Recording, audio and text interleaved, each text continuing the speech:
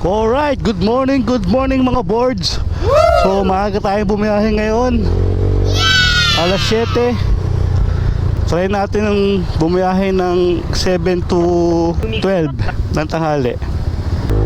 So what's up? Ay susundin tayo ngayon dito sa St. Joseph sa De La Costa. Ito ang ating first booking papuntang Ayala. So susugod tayo ng traffic ngayong umaga. So pick upin natin si Madam. Good morning Monday. Sana maganda ang biyahe natin ngayong Monday.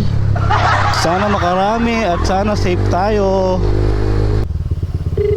Hello po. Hello ma'am, good morning. Joyride po ma'am, nandito na po ako sa may St. Joseph. Hindi po kuya, wait lang, bababa na po. Okay po, okay po. Pwede i-gcash ko po sa inyo yung bayad. Pwede ma'am, sige po.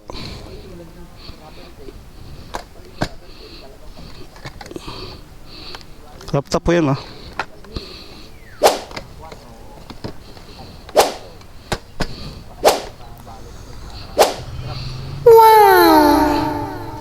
Sige po, sakay na po. Yan lang po kayo daan ma'am? Either E5 or EDSA lang naman po yan. Ganun po ba? So ano mas prefer nyo? Sa EDSA o C5? E5 na lang po yan. Sige. Pwede dito ma'am? Ha? Pwede dito? Okay. Doon pa sa dulo, Sige. para mato. Yan. Dito tayo. What? Para safe. Sige, hawak ma'am. Yan, may laptop kayo ah. Opo kuya. Thank you po. Okay. Ayun. Alright. So na-drop na natin ang unang pasahero natin. Medyo okay na ang ating pakiramdam. Buti hindi tayo natuluyan na magkasakit. Meron na tayo nakuha ang pangalawang booking. So ang layo ng pick up nito 2.2 kilometer. Grabe. Kapunta to ng Ortigas, POEA.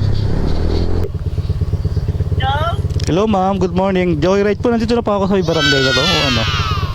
So, and pharmacy. Sa may karinderya sa kanto. What? That. Opo. Dito kay ma'am. Oo, papalabas na po.